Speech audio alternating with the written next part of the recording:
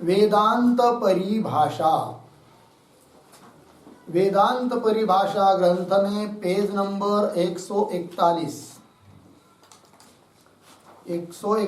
के ऊपर प्रथम पंक्ति में ही बीच में से आया है अभेदान्वये च।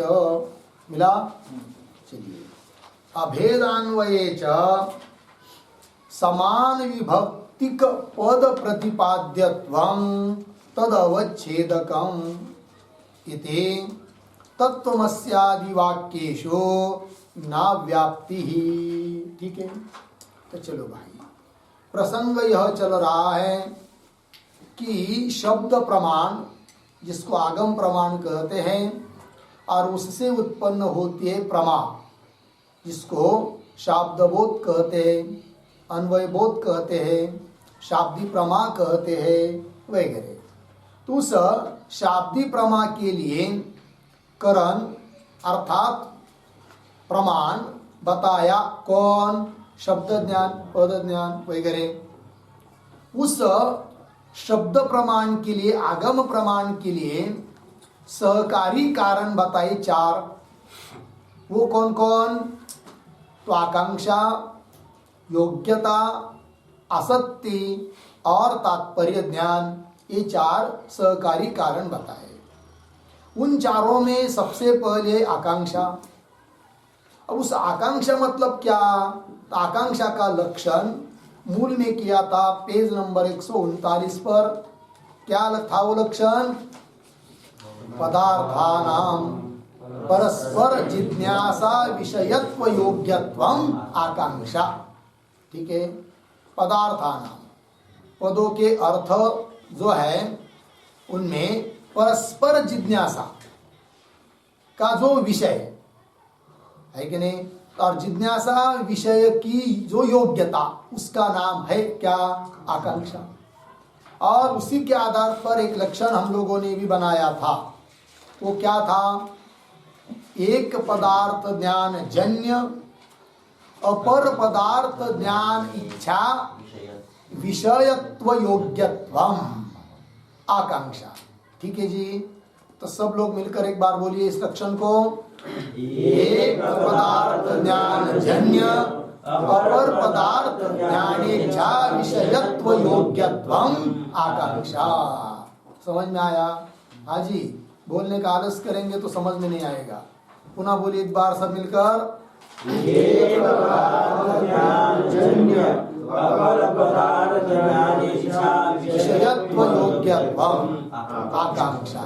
ठीक है, एक पदार्थ का ज्ञान हुआ, उससे उत्पन्न हुई जो है कि नहीं, अन्य पदार्थ ज्ञान की इच्छा, अन्य पदार्थ के ज्ञान की इच्छा, उस इच्छा का जो विषय कि वह विषय बनने की योग्यता, उस योग्यता का ही नाम है, योग्यत्व अर्थात योग्यता, उसका नाम है आकांक्षा। जैसे उदाहरण समझ लीजिए, कह दिया किसी ने क्या? ग्रामम गच्छति। ग्रामम इतना ही उच्चारण किया तो एक पद के अर्थ का ज्ञान हुआ, ग्राम पद के अर्थ का ज्ञान हुआ। तो उससे एक पदार्थ ज्ञान से जन्य जो अपर पदार्थ ज्ञान की इच्छा, अपर पदार्थ गच्छति, अपर पद हुआ गच्छति, उसका अर्थ जो गमन। ठीक है ना? तो अपर पदार्थ ज्ञान, अपर पदार्थ, अपर दूसरा पद, उस दूसरे पद का अर्थ जानने की जो इच्छा, ज्ञान इच्छा, उस ज्ञान इच्छा का जो विषय और उस विषय की जो योग्यता, वो कहाँ है? गमन रूप क्रिया में। अर्थात ग्रामम, इसकी आकांक्षाएं गच्छति के अर्थ में। क्यों? गच्छति इतना ही कहा तो एक पदार्थ का ज्ञान हुआ, गच्छति का अर्थ ज्ञान हुआ, एक पद गच्छति पद, उसका अर्थ गमन, उसका ज्ञान हुआ। एक पदार्थ ज्ञान, उससे जन्य जो अपर पदार्थ, अपर पद ग्राम पद, उसका अर्थ ग्राम, ग्राम। ठीक है ना? उसको ज्ञान, उसके ज्ञान की इच्छा, उस ज्ञान की इच्छा का जो विषय, वो ग्राम हुआ, उसमें उस विषय बनने की योग्यता है, तो वही आकांक्षा है। ठीक है ना? जैसे अब ये समझ लीजिए किसी ने कहा क्या कि वन्निना सिंचति, तो इसमें तो वन्निना सिंचति तो वन्य पद की सिंचन पद के साथ क्या नहीं है, आकांक्षा आदि कुछ नहीं है, योग्यता भी नहीं है, योग्यता का उदाहरण है वैसा वो, और आकांक्षा भी नहीं है, क्योंकि वन्यना, तो वन्य पद का अर्थ का ज्ञान होने के बाद दूसरे पदार्थों को जानने की इच्छा होगी, किसको, जल आदि को, तो उस ज्ञान इच्छा का विषयत्व रूप योग्यता किसमें रहेगी, जल आदि में, वन्य आदि में नहीं। लग गया इतना, ते आकांक्षा का लक्षण बना। क्या लक्षण बना, एक पदार्थ ज्ञान जन्य अपर पदार्थ ज्ञानेच्छा विषयत्व योग्यत्वम आकांक्षा। लग गया इतना। अब इस योग्यता के अवच्छेदक कुछ बताए थे कल, क्या, तद अवच्छेदक आया था पेज नंबर 140 पर, तद अवच्छेदकम च क्या, क्रियात्व कारकत्वादिकम, क्रियात्व कारकत्व ये सब उसके क्या है, अवच्छेदक है। और ऐसे अवच्छेदक मान लेने से इस आकांक्षा के लक्षण की अतिव्याप्ति भी नहीं होती है, इस बात को भी बताया था। कहाँ पर, गौ अश्व पुरुष अस्ति इत्यादि वाक्य पर अतिव्याप्ति नहीं होती है, इस बात को बताया। अब कोई कह सकता है कि अतिव्याप्ति नहीं हो रही है आकांक्षा के लक्षण की, क्योंकि वहां पर गौ अश्व इत्यादि में एक पदार्थ का ज्ञान होने पर भी अपर पदार्थ ज्ञान इच्छा का विषयत्व योग्यत्व अन्य पदार्थ में नहीं है, अतः उसमें आकांक्षा ही नहीं है, ठीक है कि नहीं। और आकांक्षा वह अपेक्षित भी नहीं है, क्योंकि वो वाक्य ही नहीं है, उससे शब्दबोध होता भी नहीं है। लग गया कि नहीं। तो चलिए, तो आकांक्षा का लक्षण हुआ अतिव्याप्ति नहीं होती है, इस बात को बताया, किंतु अव्याप्ति हो सकती है, ऐसा पूर्व पक्षी कह रहा है। जब अव्याप्ति होगी, कैसी होगी, कहाँ होगी, तो उसको मन में रखकर उसको उत्तर दे रहे अभेदान्वये च इत्यादि पंक्ति से, ठीक है। तो ये जो पंक्ति आ रही है अभेदान्वये च, उसके पूर्व में एक वाक्य लिखेंगे अवतरणिका के रूप में,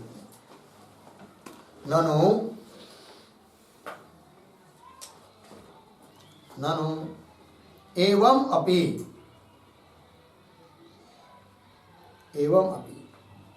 नीलो घटः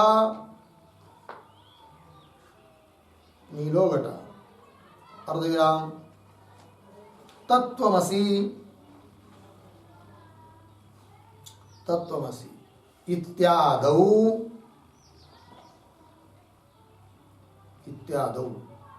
नील घटादिषु अर्थेषु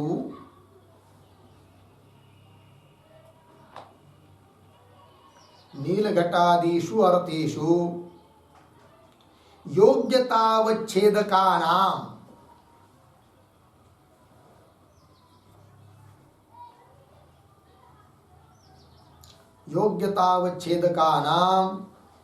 क्रियात्वादीनाम् अभावेन जिज्ञासा विषयत्व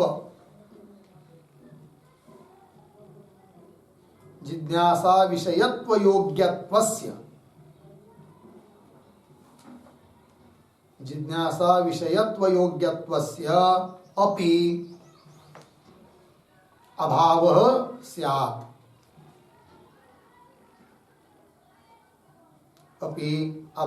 स्यात्। पूर्णविराम। तथा च तेषु अर्थेषु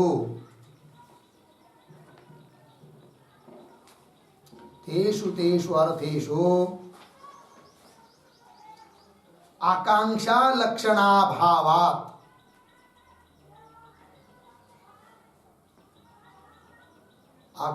लक्षणाभावात् अव्याप्ति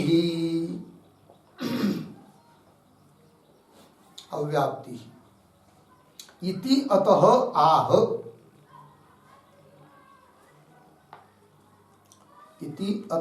आह अभेद इति।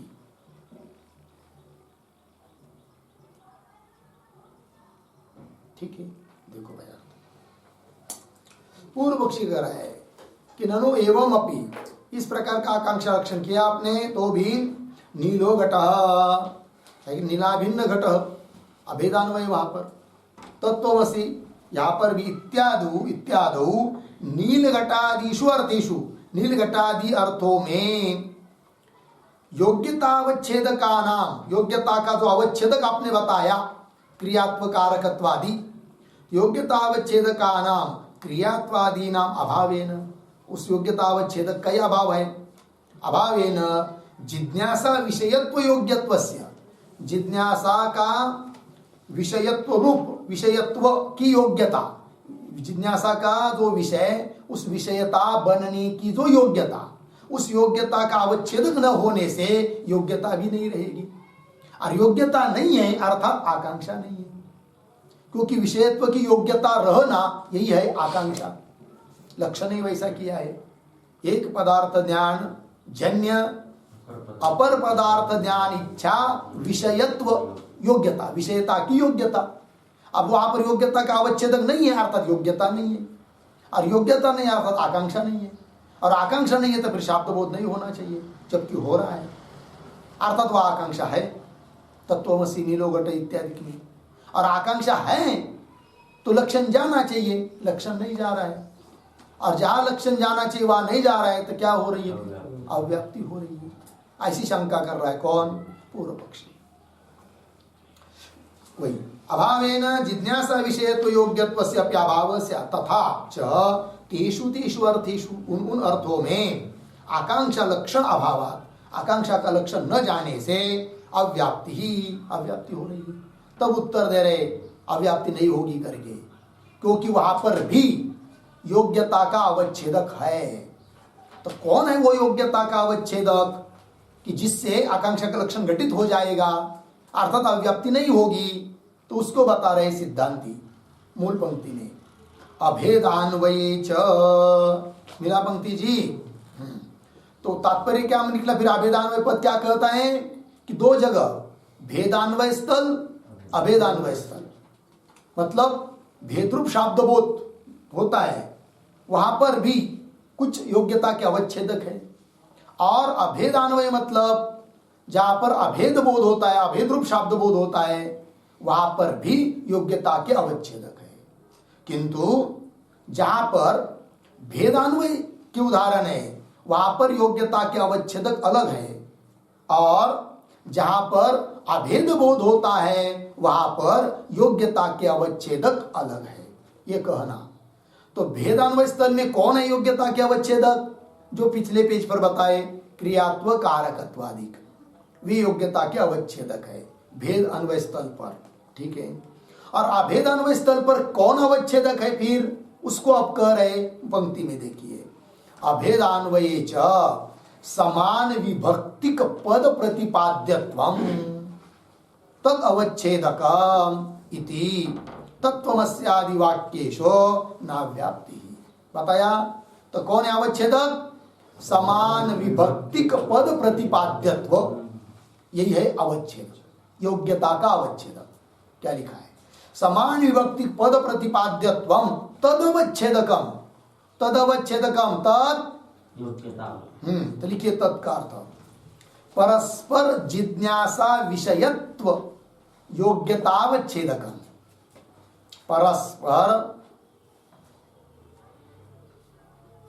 परस्पर जिज्ञासा विषयत्व परस्पर जिज्ञासा विषयत्व योग्यतावच्छेदकम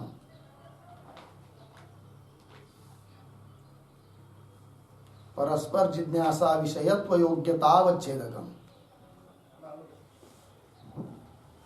ठीक है तो परस्पर जिज्ञासा के विषयता की जो योग्यता उस योग्यता का अवच्छेदक यहां पर अभेदान्वय स्थल पर कौन है भाई तो समान विभक्तिक पद प्रतिपाद्यत्व क्या अवच्छेदक है समान विभक्तिक पद प्रतिपाद्यत्व यह अवच्छेदक है समान विभक्तिक पद प्रतिपाद्यत्व का विग्रह क्या है तो लिखिए थोड़ा उस पर एक वाक्य समाना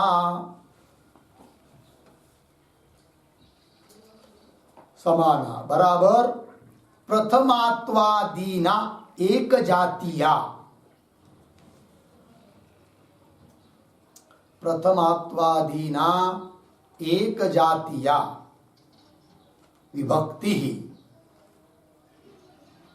एक जातीया विभक्ति ही येषां पदानां,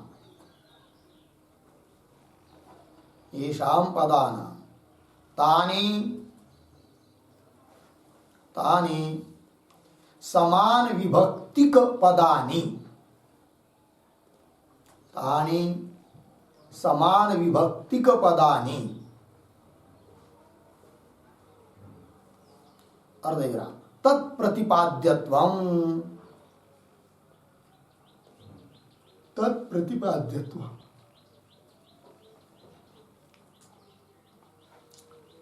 ठीक है। समान विभक्तिक पद प्रतिपाद्यत्वम, मूल पद आ गया। अर्थ देखिए, समाना, समाना, समाना विभक्ति मतलब कैसी? प्रथमात्वादीना, प्रथमा दोनों पद में है, द्वितीय है, कि वह दोनों पद में द्वितीय है, कि वह दोनों में तृतीय है, इस प्रकार। तब समाना, प्रथमात्वादीना एक जातीया, प्रथमात्व इसमें भी प्रथमात्व उसमें, एक जातीय हो गई विभक्ति। इस प्रकार की विभक्ति है येषां पदानां, जिन पदों की, तानी वे पद, उनको कहेंगे समान विभक्तिक पदानी, समान विभक्ति वाले पद। और तत्प्रतिपाद्यत्वम, ऐसे पदों के द्वारा प्रतिपाद्य होना, वही हुआ समान विभक्तिक पद प्रतिपाद्यत्वम। लग गया जी। जैसे नीलो घटा, तो यहाँ पर नील कौन विभक्ति है? प्रथमा है। घट प्रथमा है, तो समान विभक्ति हुई। तो समान विभक्तिक पद प्रतिपाद्यत्व यहाँ पर है, ठीक है ना। यही है योग्यता का अवच्छेद। तत्त्वमसि, तत् प्रथमा एक वचन, त्वम प्रथमा एक वचन, दोनों में समान विभक्ति है। तो समान विभक्तिक पद प्रतिपाद्यत्व यहाँ पर भी है। अतः यह अभेदान्वय होता है।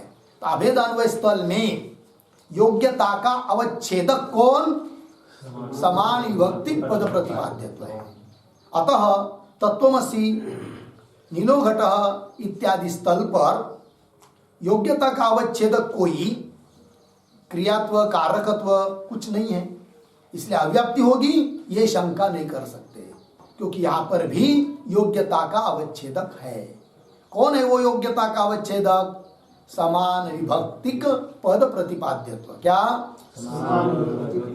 पद प्रतिपाद्यत्व, यह है योग्यता का अवच्छेदक है। लग गया अर्थ जी? तो पंक्ति देखिए मूल में, अभेदान्वये च समान विभक्ति पद प्रतिपाद्यत्वम तदवच्छेदकम इति। इति शब्द का अर्थ हेतु, इति मतलब हेतु, इस कारण से तत्त्वमस्यादि वाक्येषु, तत्त्वमसि इत्यादि वाक्यों में न अव्याप्ति, वाक्येषु अर्थात वाक्यार्थेषु, तत्त्वमसि इत्यादि वाक्य के अर्थों में भी न अव्याप्ति ही, अव्याप्ति नहीं। तो न अव्याप्ति ये पद आया है, उस पर लिखी एक टिप्पणी। क्रियात्वादिवत, क्रियात्वादिवत समान विभक्तिक, समान विभक्तिक पद प्रतिपाद्यत्वस्य, समान विभक्तिक पद प्रतिपाद्यत्वस्य अपि योग्यतावच्छेदकत्वात्,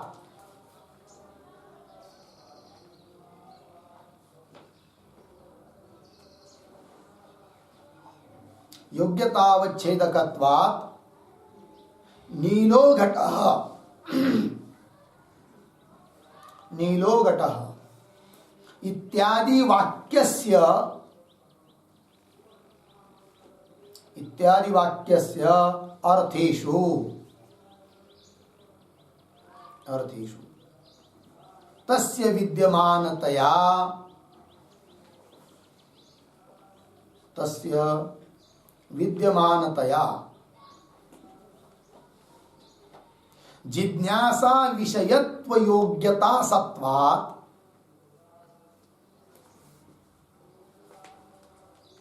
जिज्ञासा विषयत्व योग्यता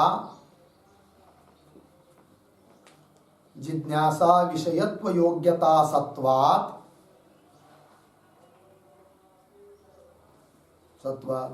न आकांक्षा लक्षणस्य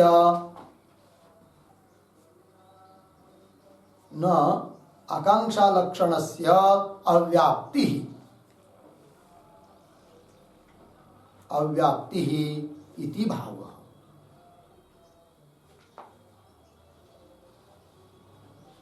अव्याप्ति इति भाव। ठीक है जी। देखो भाई क्रियात्वादिवत, जैसे योग्यता के अवच्छेद क्रियात्वादिक है, उस प्रकार समान विभक्ति पद प्रतिपाद्यत्वस्य अपि योग्यतावच्छेदकत्वात्, योग्यता के अवच्छेदक होने से नीलो घटः इत्यादि वाक्यस्य अर्थेषु, इत्यादि वाक्यों के अर्थों में भी तस्य विद्यमानतया, तस्य समान विभक्ति पद प्रतिपाद्यत्वस्य विद्यमानतया, विद्यमान होने से जिज्ञासा विषयत्व योग्यता सत्वात्, जिज्ञासा विषयत्व रूप विषयत्व की योग्यता वहां पर भी है, और ऐसी योग्यता वहां पर भी हो मिल जाने से, प्रश्न क्या था कि यहां पर जिज्ञासा विषयत्व योग्यता नहीं है अभेदान्वय स्थल में, तो अव्याप्ति होगी, ऐसा पूर्व पक्ष ने अवतरणिका में कहा था। तो उसका उत्तर दिया कि अभेदान्वय स्थल में भी उस जिज्ञासा विषयत्व की योग्यता का अवच्छेदक है, अर्थात उस प्रकार की योग्यता है, अर्थात आकांक्षा है। योग्यता वहां रहना, इसका मतलब आकांक्षा है, एक पद के दूसरे पद के साथ। ठीक है। तो जिज्ञासा विषयत्व योग्यता सत्वात्, विद्यमान होने से न आकांक्षा लक्षणस्य अव्याप्ति, आकांक्षा का लक्षण जो बनाया है उसकी अव्याप्ति नहीं होगी। लग गया। अब पुनः कोई प्रश्न कर सकता है फिर क्या, कि यदि ऐसा है तो गौ, अश्वः, हस्ती, ये भी तो समान विभक्ति पद है, फिर यहां भी क्या समान विभक्ति का पद प्रतिपाद्यत्व रूप योग्यतावच्छेदक मिल जाएगा। तो यहां पर भी आकांक्षा मान लो, और यहां भी आकांक्षा मान लेंगे तो फिर शाब्दबोध होना चाहिए, शाब्दबोध तो उससे कुछ नहीं होता है, आकांक्षा मान लो। और आकांक्षा तो लक्षण तो जा रहा है, मतलब वाक्य है नहीं, आकांक्षा नहीं होनी चाहिए वहां पर, लेकिन लक्षण जा रहा है, मतलब क्या हो रही है, अतिव्याप्ति। तो उसका उत्तर दिया जाता है क्या, अतिव्याप्ति नहीं होगी, क्योंकि नियम क्या बताया, अभेद अन्वय स्थल में है योग्यता का अवच्छेद, कौन, समान विभक्ति पद प्रतिपाद्य। और गौ, अश्व, अस्ति, पुरुष इत्यादि जगह वो जो है वो अभेदान्वय स्थल ही नहीं है, भले समान विभक्ति दिखाई दे रही है किंतु वो क्या नहीं है, अभेदान्वय स्थल नहीं है, क्योंकि वहां अभेदान्वय का बाद है प्रत्यक्ष प्रमाण से। कोई ऐसा समझता है कि गाय और घोड़ा दोनों एक ही करके अभेद है दोनों का, वह अभेद का बाद है, अतः अभेदान्वय स्थल वहां है नहीं है। अभेदान्वय स्थल में यह है कौन, योग्यता अवच्छेदक है, समान विभक्ति पद प्रतिपाद्यत्व, और वह अभेदान्वय स्थल नहीं, इसलिए वहां पर अतिव्याप्ति नहीं होगी। लग गया अर्थ। ये बात इसी पेज पर बताया 141 पर, नीचे से दूसरा पैराग्राफ देखिए, तब तो गौ अश्व, हिंदी में वहां पर ही शंका उठाकर उसका उत्तर भी दिया है। ठीक है, बाद में पढ़ लीजिए। तो होगा नहीं इतना बात, तो लक्षण बन गया किसका, आकांक्षा का, जिसकी अब अव्याप्ति अतिव्याप्ति कुछ नहीं होगी। तो लक्षण क्या बना फिर, एक पदार्थ ज्ञान जन्य अपर पदार्थ ज्ञान इच्छा विषयत्व योग्यत्वम आकांक्षा। हाँ जी, पुनः एक बार सब मिलकर बोलेंगे, एक पदार्थ ज्ञान जन्य अपर पदार्थ ज्ञान इच्छा विषयत्व योग्यत्वम आकांक्षा, है कि नहीं। और मूल के पंक्ति में क्या लक्षण था, पदार्थानां परस्पर जिज्ञासा विषयत्व योग्यत्वम आकांक्षा, एक ही अर्थ है दोनों का। लग गया अर्थ जी। अब चलिए आगे चलते हैं। तो ये हो गया। अब एतादृश आकांक्षाभिप्रायेन एवं, मिला पंक्ति। तो ये आकांक्षा का लक्षण किया है वेदांत मत में, जो कि मीमांसकों को भी मान्य है कि नहीं। तो मीमांसकों को मान्य है, ये कैसा आपको पता चला, तो उस बात को स्पष्ट करने के लिए उस मीमांसकों का उदाहरण दे रहे हैं। मीमांसक लोग का उसमें आया हुआ जो उदाहरण है वो यहाँ पर दिया जा रहा है। अर्थात ये जो आकांक्षा का लक्षण है वह भट्टादिक को भी मान्य है, इस बात को सिद्ध कर रहे हैं। और नैयायिकों ने जो लक्षण किया है आकांक्षा का वो अलग है और उससे ये लक्षण अलग है। नैयायिकों ने जो लक्षण किया है आकांक्षा का वो क्या है, याद है क्या है वो? पदस्य पदांतर व्यतिरेक प्रयुक्त अन्वय अननुभावकत्वम आकांक्षा, ऐसा लक्षण उन्होंने किया है। पदस्य एक पद का, पदांतर व्यतिरेक दूसरे पद का अभाव करने पर, है कि नहीं, व्यतिरेक प्रयुक्त उससे होने वाला जो अन्वय का अननुभाव, अन्वय का अनुभव न आना, शाब्दबोध न हो पाना, उसी का मतलब है क्या? आकांक्षा। उनके मत में अभाव रूप है आकांक्षा और यहां पर भाव रूप आकांक्षा है, योग्यता, ठीक है ना, जो कि पदार्थ का धर्म है कि नहीं। और नैयायिकों के लक्षण से भिन्न लक्षण है यहां पर आकांक्षा का, और यह मीमांसकों को भी मान्य है, इस बात को स्पष्ट कर रहे अब, ठीक है। तो चलिए ये जो पंक्ति आ रही है, ये तादृश आकांक्षा अभिप्रायेण एव, इसके उत्तर निकाय के रूप में एक वाक्य लिखते हैं। नैयायिकाभिमतम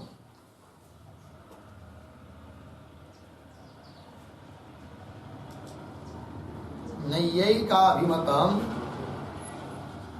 आकांक्षा लक्षणम परित्यज्य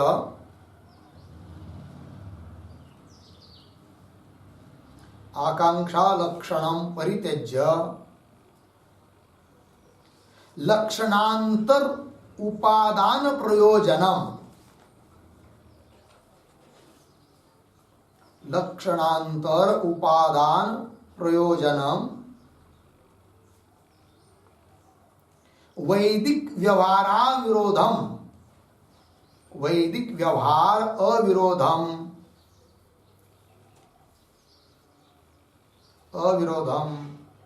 मीमांसक उक्त्या,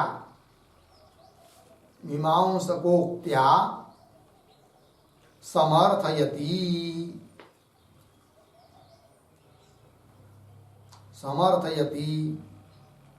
एतादृश इति, एतादृश इति, ठीक है जी। चलिए भैया,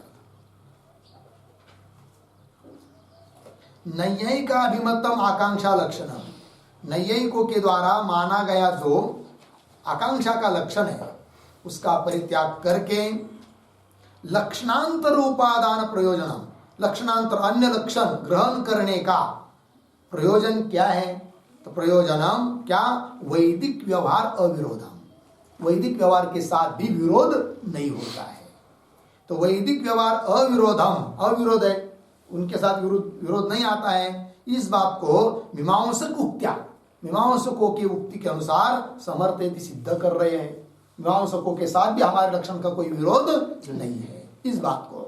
तो देखिए फिर, एतादृश आकांक्षा अभिप्रायेण एव, एतादृश मतलब जो हमने आकांक्षा का लक्षण किया है उसके अभिप्राय से ही, क्या?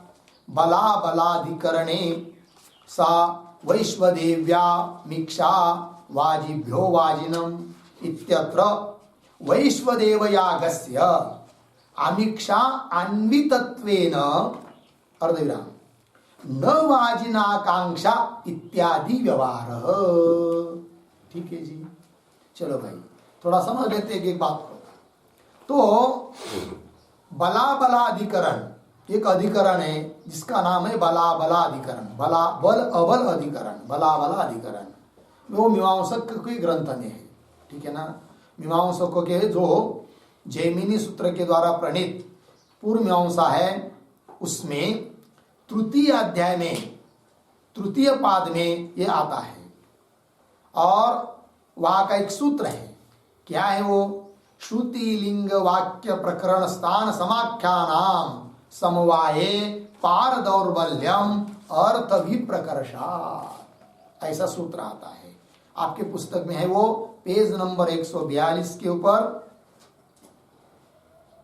संस्कृत में भी है हिंदी में भी है। संस्कृत टीका में ऊपर से तीसरी पंक्ति के अंतिम शब्द देखिए, मिला। श्रुति लिंग वाक्य प्रकरण स्थान समाख्यानाम समवाये पार दौर्बल्यम अर्थ विप्रकर्षात्। हिंदी में भी है, पहले पैराग्राफ के अंतिम पंक्ति में श्रुति लिंग वाक्य प्रकरण स्थान समाख्यानाम समवाये पार दौर्बल्यम अर्थ विप्रकर्षात्। ठीक है जी, उसका नंबर है 3314 उस सूत्र का। तो क्या होता है, एक विनियोग विधि होती है कि नहीं, अंग और अंगी इनका संबंध बताने के लिए विधि होती है विनियोग विधि, और उस विनियोग विधि के सहकारी भूत 6 प्रमाण है। वो कौन है? ये 6 इस सूत्र में बताए हुए, श्रुति लिंग वाक्य प्रकरण स्थान और समाख्या, अर्थ संग्रह में गया है सब। और इन 6 में क्या होता है, तो पूर्व पूर्व के दृष्टि से आगे आगे वाला दुर्बल होता है, अर्थात आगे आगे वाले के दृष्टि से पूर्व पूर्व वाला प्रबल होता है। अर्थात इन 6 में से सबसे प्रबल है कौन? श्रुति। श्रुति प्रबल है। उससे दुर्बल है कौन? लिंग। उससे दुर्बल है वाक्य, उससे दुर्बल है प्रकरण। ऐसा करते जाना है। ठीक है जी। जब किसी स्थल पर दोनों की उपस्थिति हो जाती है, जैसे कि श्रुति और लिंग दोनों उपस्थित हो गए, तो किसको माने? तो प्रबल है श्रुति, श्रुति को माना जाता है। ठीक है।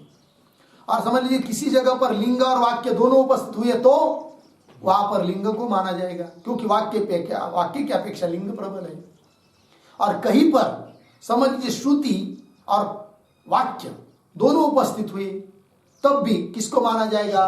श्रुति को, क्योंकि श्रुति सबसे प्रबल है। ठीक है जी। अब श्रुति के आधार पर अन्वय हो गया तो एक पदार्थ की दूसरे पदार्थ के साथ जो आकांक्षा थी वो शांत हो गई। जब शांत हो जाती है तब उस पदार्थ के लिए अन्य पदार्थ की आकांक्षा नहीं रहती है।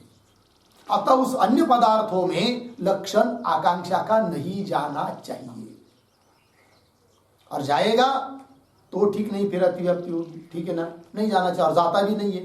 तो इसी बात को समझाने के लिए उदाहरण दे रहे। पंक्ति देखिए, एतादृश आकांक्षाभिप्रायेण एव बलाबलाधिकरणे, बलाबलाधिकरण में, ठीक है जी, क्या? सा, ये वाक्य है, सा वैश्वादेवी अमीक्षा वाजिभ्यो वाजिनम। ठीक है।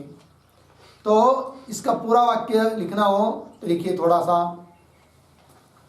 तप्ते पयसी दध्यानयति,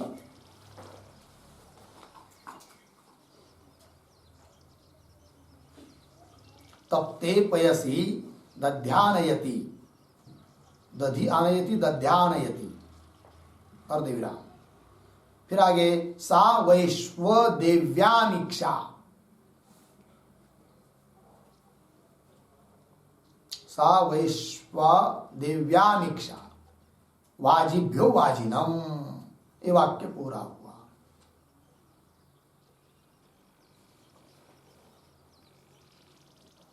हो गया जी। चलिए, तो क्या है इसका अर्थ? तो एक अमीक्षा पदार्थ है, एक वाजिन पदार्थ है जो कि याग के लिए उपयोगी है। तो अमीक्षा क्या चीज है, वाजिन क्या चीज है, वह क्या नहीं लिखना। ठीक है। तो समझ लीजिए दूध लिया और बहुत गर्म किया, उबाला। उबालने के बाद उसमें उबालते समय या उबाल बहुत गर्म ज्यादा है उस समय थोड़ा सा दही उसमें डाल दीजिए, तो क्या होता है? फिर दूध फट जाता है, उसका दही नहीं बनेगा। क्योंकि दही बनने के लिए बहुत ज्यादा गर्म दूध रहेगा, उसमें दही डालेंगे तो नहीं बनता है दही। किंचित गर्म हो, उसमें थोड़ा सा दही डाले, तब एक दिन के बाद उसमें उसका पूरा दही बन जाता है। किंतु बहुत गर्म दूध हो और उसमें दही डाला तो अलग ही कुछ होता है। होता क्या है? दूध फट जाता है। और दूध फटने के बाद उसमें 2 भाग हो जाते हैं, एक घनी भाव, घनीभूत पदार्थ, और एक पानी पानी अलग होता है। तो जो घनीभूत पदार्थ है ना, उसको कहते आमीक्षा। ठीक है। और जो पतला पानी पानी रहता है उसका नाम है क्या? वाजिन। उसको क्या कहते हैं? वाजिन। और दोनों का भी उपयोग है अलग अलग याग में। ठीक है। तो आमिक्षा का उपयोग किस याग में है और वाजिन का उपयोग किस याग में है? तो आमिक्षा का उपयोग है वैश्वादेवी याग में। विश्वदेव संबंधी जो याग वैश्वादेवी याग उस संबंधी है आमिक्षा का उपयोग है। और वाजी देवता का जो याग है उसमें उपयोगी है कौन? वाजिन द्रव्य, वो पतला पानी, ठीक है। अब वैश्वादेवी याग का जब प्रसंग आता है तब आकांक्षा उत्पन्न होती है क्या कि याग किससे संपादन करे, अर्थात याग को अपेक्षा होती है द्रव्य की। तो आकांक्षा कहां चली गई? द्रव्य की आकांक्षा हुई। और द्रव्य विद्यमान है तो उसको भी आकांक्षा होती है कि ये क्या अनेन किम भावयेत्, इस द्रव्य से क्या सिद्ध करे, कौन सा याग बना करे। तो दोनों को परस्पर की आकांक्षा होती है।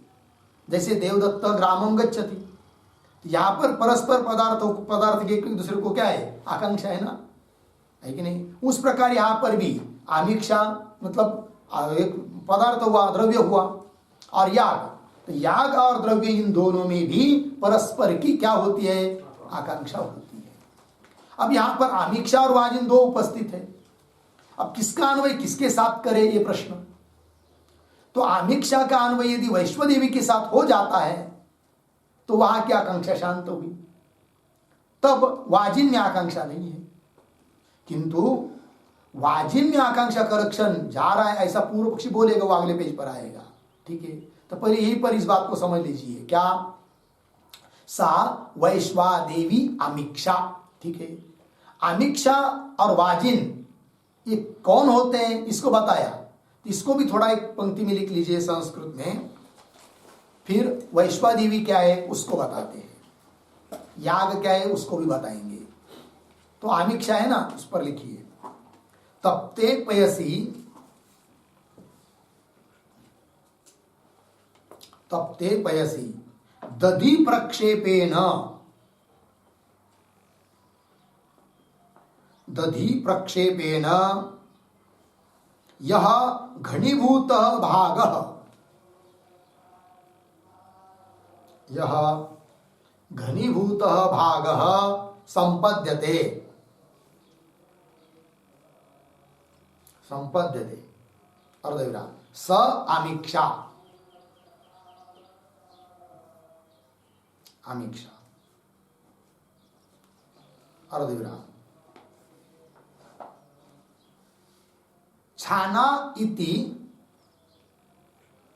छाना इति वंग भाषा, वंग भाषा अर्धविराम पयः एव, पयः एव घनीभूतम, घनीभूतम आमिक्षा इति अभिधीयते, आमिक्षा इति अभिधीयते पूर्ण विराम तद अवशिष्टम जलम, तद अवशिष्टम जलम वाजिनम, वाजिनम, ठीक है। चलो भाई अर्थ देखिए, तप्ते पयसी, पयसी दूध, दूध में, तप्त दूध में दधि प्रक्षेपेण, दधि डाल दिया तो यह घनीभूत भाग, जो घनीभूत भाग रहता है स आमिक्षा, इसको बंगाली लोग क्या बोलते हैं? छाना, छन्ना है कि नहीं? छाना, ये ना छाना, छाना। और पनीर छोड़ेंगे, पनीर वही है ना? हाँ, उसी को नहीं छोड़ते। हाँ, तो वो पनीर बन जाता है, ठीक है जी। चलिए, और पय एव घनीभूतम आमिक्षा, तू दही घनीभूत भाग उसको कह दिया क्या? आमिक्षा, छाना इत्यादि दिए थे। और अवशिष्ट, तद अवशिष्टम जलम, बचा हुआ जो जल है वो होता है क्या? वाजिन। होगा इतना। आप चलिए आगे। तो सा वैश्वादेवी आमिक्षा, मिला पंक्ति। तो पद आया यहां पर वैश्वादेवी, तो वैश्वादेवी पद पर एक वाक्य लिखिए। वैश्वदेवी बराबर विश्वदेव देवता का, विश्वदेव देवता का, ठीक, पूर्ण विराम। आगे अनेन पदेन, अनेन पदेन विश्वदेव देवता, विश्वदेव देवता संबंधिनी,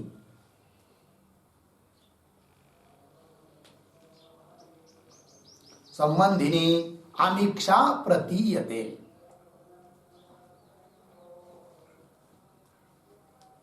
आमिक्षा प्रतीयते तद्धित श्रुत्या,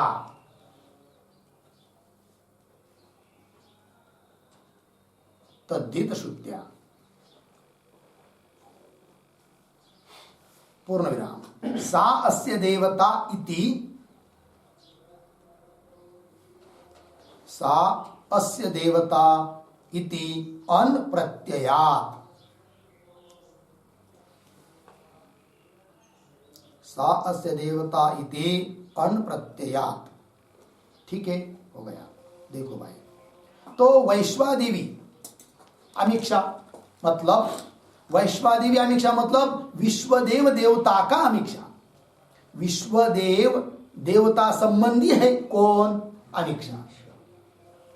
तो विश्वदेव संबंधी जो याग, वैश्वादेवी याग वगैरह, उसके संबंधी है कौन? आमिक्षा। तो कैसा पता चला? श्रुति प्रमाण से।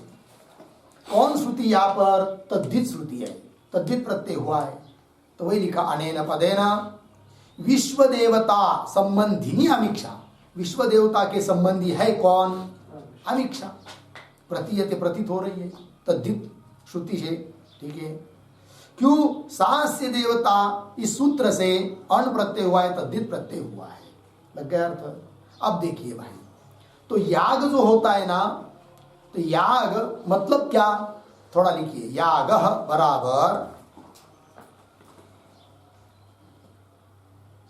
याग बराबर देवतोद्देशेन हविस्त्याग,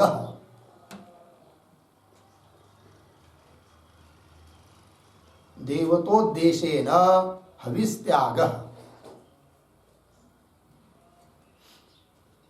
पूर्ण विराम। यागस्य द्रव्य देवता साध्यत्वात्, यागस्य द्रव्य देवता साध्यत्वात्, आगे वैश्वदेव यागस्य, वैश्वदेव यागस्य द्रव्याकांक्षा अस्ति, द्रव्याकांक्षा अस्ति, अर्धेला केन द्रव्येण, केन द्रव्येण वैश्वदेवं भावयेत् इति,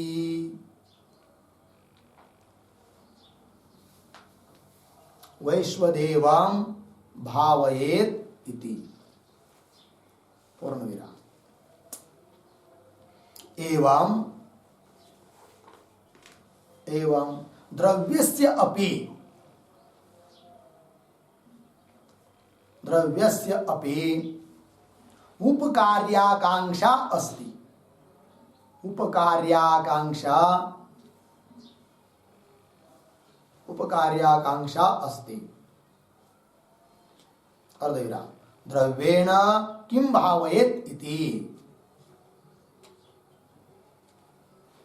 द्रव्येण किं भावयेत् इति,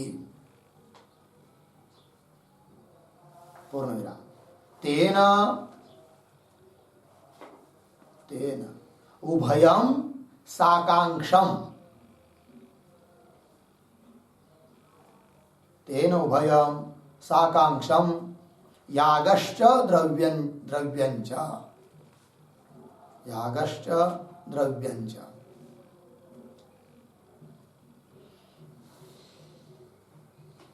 हो गया? देखो भैया, याग होता है क्या? देवतोद्देशेन हविष त्याग, देवता के उद्देश्य से हविष पदार्थ का त्याग, वो जो आहुति में डाल देते हैं कि नहीं, वो हविष पदार्थ, उनका त्याग, ठीक है ना, वो जो सामग्री होती है याग की। तो ये देवतोद्देश्य हविष त्याग वो याग है। और यागस्य द्रव्य देवता साध्यत्वा, याग जो होता है कि नहीं वो द्रव्य देवता से साध्य है, देवता भी चाहिए द्रव्य भी चाहिए, यागस्य द्रव्य देवता साध्यत्वा। फिर याग है वैश्वादेव नाम का याग। अब वो वैश्वादेव यागस्य द्रव्याकांक्षा अस्ति, वैश्वादेव याग करना है तो द्रव्य कौन सा, तो वैश्वादेव याग को आकांक्षा हुई किसकी, द्रव्य की, है कि नहीं। तो वैश्वादेव यागस्य द्रव्याकांक्षा अस्ति, कैसे, केन द्रव्येन वैश्वदेवम यागम भावे, कौन से द्रव्य से वैश्वादेव याग को सिद्ध करे, तो द्रव्य की आकांक्षा हुई। इसी प्रकार द्रव्य है तो द्रव्य को आकांक्षा होती है किसकी, याग की। अब द्रव्य तो है किंतु इस द्रव्य से कौन से याग को करे, तो द्रव्य को आकांक्षा होती है किसकी, याग की। वही एवं द्रव्यस्य उपकार, द्रव्यस्य अपि उपकार्य आकांक्षा, तो मतलब उपकारक हुआ द्रव्य, किंतु द्रव्य के लिए उपकार्य कौन, किसका उपकार करे, किसको सिद्ध करे, कौन याग सिद्ध करे, ऐसी आकांक्षा। तो उभय को, दोनों को भी परस्पर क्या होती है, आकांक्षा। एवं द्रव्यस्य अपि उपकार्याकांक्षा अस्ति, कैसे, द्रव्येन किम भावयति इति, इस द्रव्य से क्या सिद्ध करे, इस प्रकार की द्रव्य को भी आकांक्षा होती है। तेन उभयम साकांक्षम, उभय याग और द्रव्य दोनों भी परस्पर कैसे हो गए, साकांक्षा, एक दूसरे को आकांक्षा है, अपेक्षा है, ठीक है। तेन उभयम साकांक्षम, कौन कौन, याग और द्रव्य, इतना लगा पंक्ति। अब यहां पर याग है वैश्वादेवी नाम का याग है, और द्रव्य है कौन, आमिक्षा, ठीक है। और श्रुति के बल पर, श्रुति प्रमाण से, तद्धित श्रुति के बल पर आमिक्षा का अन्वय हो जाता है किसके साथ, वैश्वादेवी याग के साथ, ठीक है। और उसी वाक्य में आया है वाजिब्य वाजिनम, तो वाजिन द्रव्य का अन्वय हो जाता है वाजी देवता संबंधित हो याग उसके साथ, किंतु वाजिब्य वाजिनम यहां पर वाक्य रूप प्रमाण से क्या हो रहा है, आकांक्षा की निवृत्ति हो रही है, अन्वय हो रहा है साथ वाजिन, ठीक है। तो वाजिब्य वाजिनम लगा पंक्ति, तो देखिए मूल में सा वैश्वादेव्यामीक्षा वाजिब्य वाजिनम मिला इतना, इत्यत्र इस तल पर वैश्वादेव यागस्य आमीक्षा अन्वितत्वेन अर्धविराम, वैश्वादेव याग का अन्वय हो गया किसके साथ, आमीक्षा के साथ, है कि नहीं, श्रुति बल से। तो वैश्वादेव यागस्य आमीक्षा अन्वितत्वेन, इस पर एक वाक्य लिखिए छोटा सा, वैश्वादेव यागस्य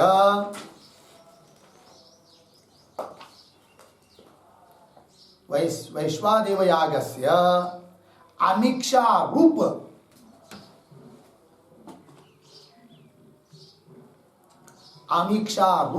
द्रव्यान्वयवत्वेन, द्रव्य अन्वयवत्वेन,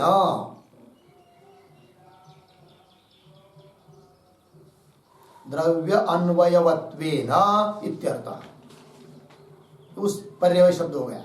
वैश्वदेव यागस्य आमीक्षा अन्वितत्वेन मूल में है, उसका अर्थ लिख दिया वैश्वादेव यागस्य, वैश्वादेव याग है वह आमीक्षा रूप द्रव्य के साथ उसका अन्वय हो जाने से, आमीक्षा रूप द्रव्यान्वयवत्वेन इत्यर्थ लग गया, पूर्ण विराम। फिर आगे एक वाक्य लिखा, और न आकांक्षा वाजिन,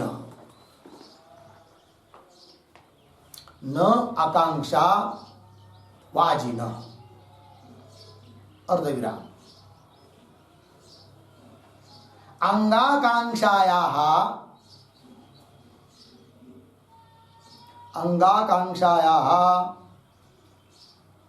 आमीक्षान्वयेन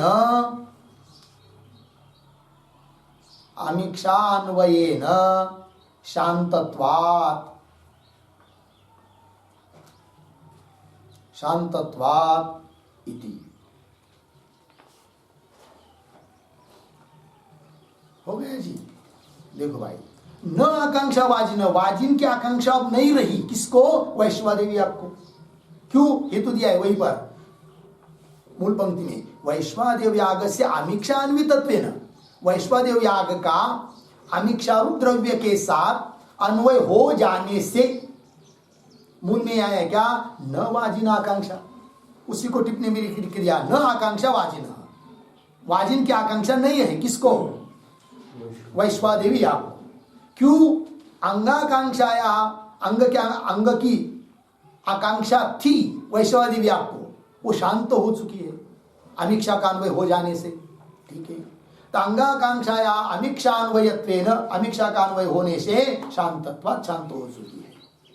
तो तात्पर्य क्या निकला, वैश्वादेवी याग को जब द्रव्य की आकांक्षा हुई तो अमीक्षा रूप द्रव्य का अन्वय उसके साथ हो गया।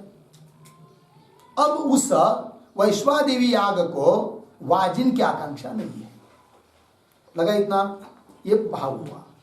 अब यहां पर थोड़ा ध्यान दीजिए, तो अमीक्षा को आकांक्षा, सॉरी, वैश्वादेवी याग को आकांक्षा थी किसकी, द्रव्य की, तो मिल गया, किसमें आकांक्षा है फिर, अमीक्षा में, तो अमीक्षा का अन्वय हो गए उसके साथ। और अमीक्षा को भी आकांक्षा थी याग की, तो उसको भी याग मिल गया, कौन, वैश्वादेवी, और उसमें लक्षण भी घट जाता है, ठीक है। तो क्या लक्षण है अपना आकांक्षा का, हाँ बराबर वही, एक पदार्थ ज्ञान जन्य अपर पदार्थ ज्ञान इच्छा विषयत्व योग्यत्वम, आकांक्षा, ठीक है ना जी।